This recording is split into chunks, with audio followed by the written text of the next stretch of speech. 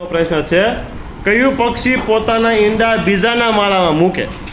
એવું કયું પક્ષી છે જે ઈંડા છે એ બીજાના માળામાં મૂકે છે? એવું કંઈક પક્ષી છે, બોલો નવ્યાબેન. કોયલ સાચો જવાબ છે. આગળનો પ્રશ્ન, પતંગિયાને કેટલા પગ હોય? પતંગિયું કેટલા પગ હોય છે? બોલો રોણકભાઈ. કેટલા? 6 સાચો જવાબ છે. ચલો આગળ, કયો જીવ એવો છે જે બચ્ચાને પેદા કરીને મૃત્યુ પામે? બચ્ચા પેદા કરી તરત મૃત્યુ પામે છે, એવો કયો જીવ છે? બોલો દીપાલી.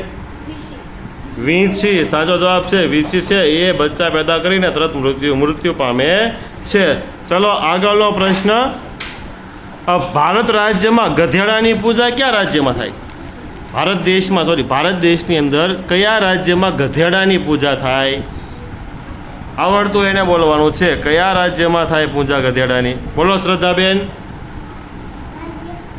એ રાજ્યનું નામ દેવાનું છે. બોલો સંજનાબેન. રાજ્યનું નામ, કયા રાજ્યમાં ગધેડાની પૂજા થાય? બોલો.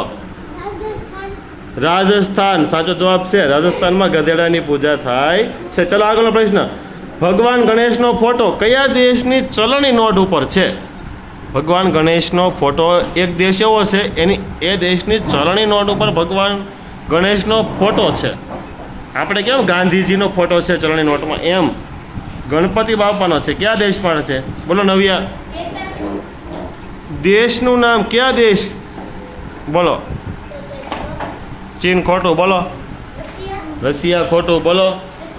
રશિયા ખોટું. બોલો પાછળ સંજનાબેન. ખોટું છે. બોલો. સીલેન્ડ ખોટું. બોલો દર્શન. પેલો ભાઈ મિલન.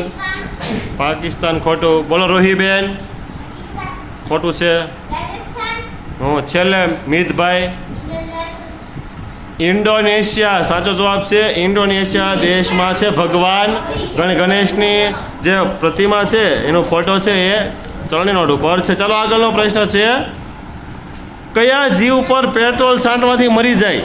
કયો જીવ એવો છે જેની ઉપર આપણે પેટ્રોલ છાંટીએ છીએ તો મરી જાય છે, મૃત્યુ પામે છે ખાલી પેટ્રોલ છાંટવાથી? બોલો ધર્મિષ્ઠાબેન. વીંછી સાચો જવાબ છે. વીંછી ઉપર પેટ્રોલ છાંટવાથી વીંછી મરી જાય છે. બરાબર. અહીંયા આપણી આ જે પ્રશ્ન સ્પર્ધા છે એ પૂરી થાય છે. બરાબર.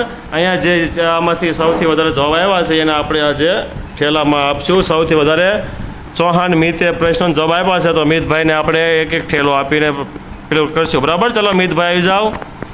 મિતભાઈ આવી જાય. ચૌહાણ મિત.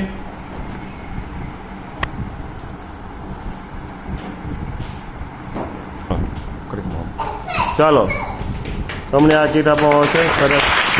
ચલો જાઓ જાઓ. સરસ. ચાલો ત્યાર પછી મકવાણા દીપાલી. ચાલો ખૂબ સરસ. ચાલો એને પછી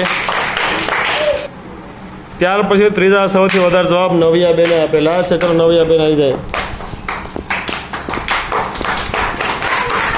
સરસ. ચાલો આજની પ્રશ્ન સ્પર્ધા પૂરી. બરાબર. સરસ. આવે એવી તૈયારી કરો બધા.